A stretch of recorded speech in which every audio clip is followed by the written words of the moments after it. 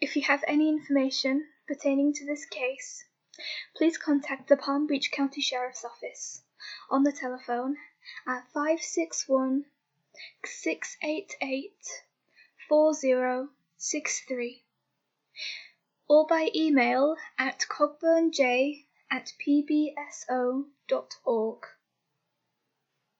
On the night of the 18th of April 2005, a bicyclist looking for a place to camp ventured into a wooded area a few hundred feet off the highway about 16 miles south of South Bay in Palm Beach County, Florida.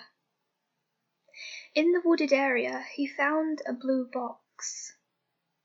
He peeked inside the box, finding the body of a woman wrapped in plastic. The police reportedly had no time to get a crime scene team in place before nightfall, so the investigation began the next morning. An autopsy was performed, and although the cause of death could not be determined and there was no signs of trauma on the body, the police do believe that this was a homicide. It is estimated that she had been dead for at least a month before discovery.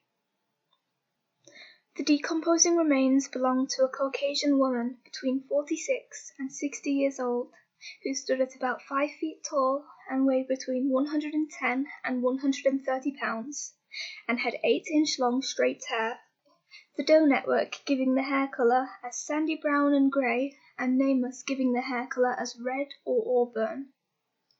She had dark eyes, a gap between her 2 front teeth, gold fillings in her left upper and right lower molars, missing right upper molars, a scar on her abdomen.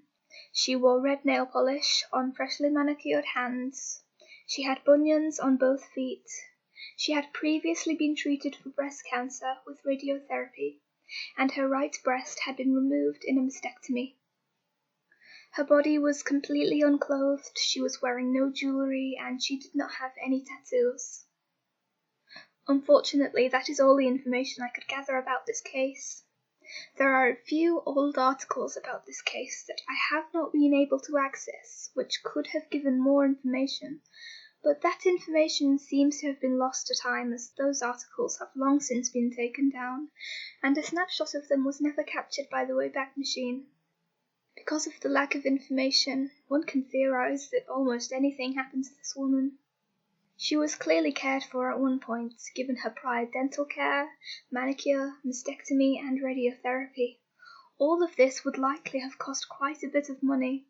The scar on her abdomen may have been surgical, which again points towards her, or someone close to her, having sufficient funds to care for her.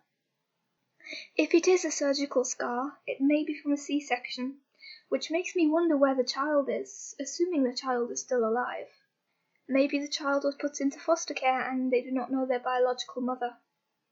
Of course, it is not confirmed that the woman ever had a child. Her abdominal scar has never been described, and law enforcement are yet to confirm whether or not it was from a C-section. There is the sad possibility that this woman was killed by a caregiver who got tired of the financial strain her cancer put on them. If she was killed by a caregiver and or possibly a family member, it explains why she is yet to be identified. Of course, this is speculation and just a theory. 14 years have passed since this woman's death, and we are yet to know the identity of her and her murderer.